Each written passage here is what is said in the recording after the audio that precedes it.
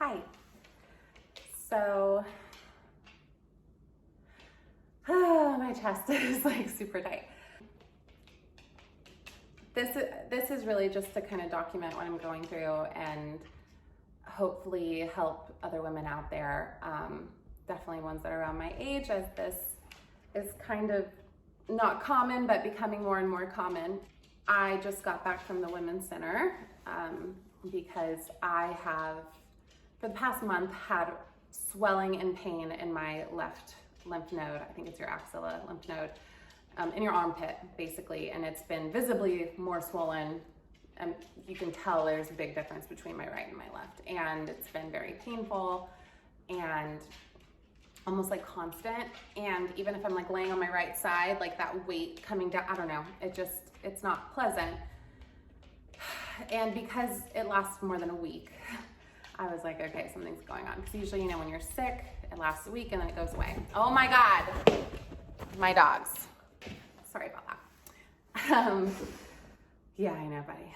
So anyway, sorry, my dogs knocked over my camera. I went to my doctor's office and I saw a nurse practitioner there. That was the first available, and she was really kind, and she felt my breast because I had also noticed a lump about 2 weeks ago while I was in the shower, because I was feeling like this lymph node and I went down and I felt a lump in my breast and it wasn't on the other side. So I'm like, what the heck?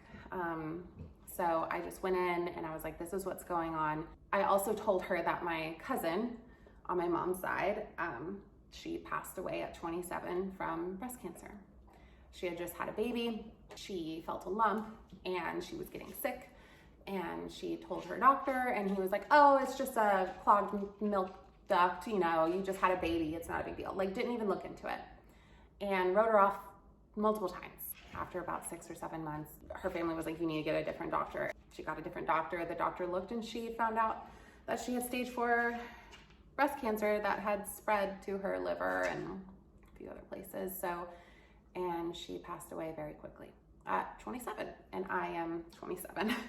So when that happened, it just made me change my whole perspective, because when I talked to my gynecologist after she passed away, she said, well, it sounds like it was estrogen induced, because after you have a baby, during a whole pregnancy and after you have a baby, you have a lot of estrogen. Estrogen can cause a lot of different cancers. So I knew taking birth control, oral contraceptive, it's almost like tricking your body into thinking you're pregnant so you don't get pregnant, essentially. And it's hormones. And I got off of birth control. I was like, I don't want this anymore. I don't want to put extra hormones in my body that I don't need. I don't want to risk it. And I even changed to aluminum-free and toxin-free deodorants, which don't work that well, but I'd rather not have to worry about deodorants that can cause cancer. I even stopped using general tampons and pads. I know this is like TMI, but because the FDA doesn't make these companies for feminine products list the ingredients, and in a lot of tampons they put chlorine in them, fragrances in them. I'm sorry, I don't want to put chemicals like that into my body.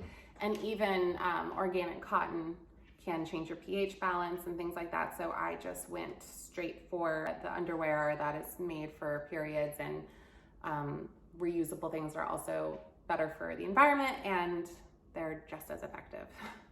So anyway, I try to do all the things, is basically what I'm saying, to prevent anything like this happening, but sometimes things just happen. So I went to the Women's Center today, as my nurse practitioner recommended, to get an ultrasound or a mammogram. Usually for women under 30, they recommend an ultrasound, and so the radiologist said, let's do an ultrasound first, see what we see, and if we need to know more, we'll do a mammogram. So I'm laying there, she's looking at my breast and my lymph nodes, and as she's looking at my breast, we're making small talk, because I can kind of tell she's like, oh, it's probably nothing, and then she starts taking more pictures and she's getting a little bit more quiet, and I'm like, oh God. And then she moves on to my lymph nodes, and she's looking at this area, and it's sore where she's pushing. She gets even more quiet. I'm like, oh my God. And I work in radiology, so I kind of, know this stuff.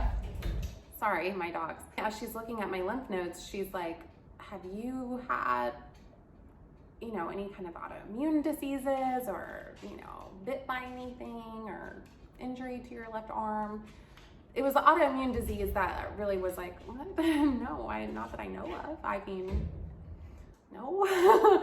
She believes she said there's 2 masses in your breast. I think they're benign, but because of what I'm seeing in your lymph nodes, I want to do a mammogram and make sure there's no surprises, like more than what I'm seeing right now.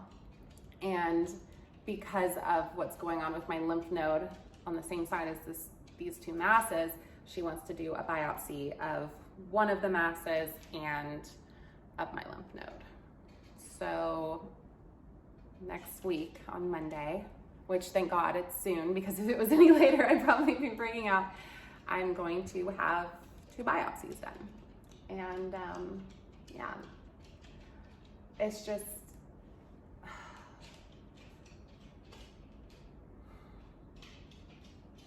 she asked me if I had the family history. I said my cousin, but that's kind of, they usually want to just know like mom, grandmother, or, you know, that kind of thing, maternal, paternal.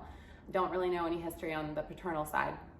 Maternal, my great grandmother, she had, which I found out today after asking my mom, I had no idea, she had her entire left breast and lymph node removed at one point. I don't know how old she was when this happened. I don't know anything else about it really. I know she lived to be very old. I don't know how they did things back in the day. They didn't even do chemo or radiation treatment. They just took everything and wham bam, she had one boobie the rest of her life. And I've always told myself that if I ever got breast cancer or even like ovarian cancer, anything, I want it all removed. I want, some people just get, you know, that area, that mass removed, right? Or they get that one breast removed, but usually attacks the other. Same thing with ovarian cancer. It's one ovary, it's gonna get the other, or it's gonna move, you know, it's just, go ahead and take it all. It's not worth it. So I don't, in my heart, I don't believe the masses are in my breast are bad. I think they are benign, but there definitely is something going on in my lymph node, and whenever I look it up, it's not good. There's either an underlying condition that I don't know about or lymphoma, God forbid. So we'll see. And I don't know how long it takes for biopsies to come back, but luckily things are moving quickly. So yeah, my name is Brittany, I'm 27, and I had my first mammogram today. I've never had a mammogram. I work in radiology, but I've never actually seen a mammogram. I just do CAT scans and x-rays. They put you, you know, in this machine, and, you know, she's moving your breast around, and then they like, your breast is laying on the film, and then they take this thing and push it down to like flatten it out, because the more flat your breast is, the more they can see. So it's weighted. And she said when we got done, you know, it wasn't comfortable, but it wasn't awful. And I also know as a radiology tech, I usually have to move things that are broken and be like, hey, move it like this, move it like that. And it hurts, but we have to do it in order to see what's going on. So I'm just like, whatever, just get through it. And I would get done, and she was like, man, you did really good. I was like, really? She was like, yeah. She goes, you handled 30 pounds of weight on your breast. I was like, what? She was like, yeah, you handled 30 pounds. And most women can only handle 10, and they freak out, but we can't get very good diagnostic images because it's not flat enough. And I'm like, well cool. That's pretty cool. So anyway, I went and got Starbucks because it's my comfort. It's almost like, you know, comfort food, it's my comfort drink. So the new apple spice macchiato, it's really good. I get the hot one. I think my dog is going through the bathroom trash. Oscar! You know you're being bad. Anyway, I just wanted to share. I'll show you. No, get out of my coffee. This is my wiener dog, Oscar.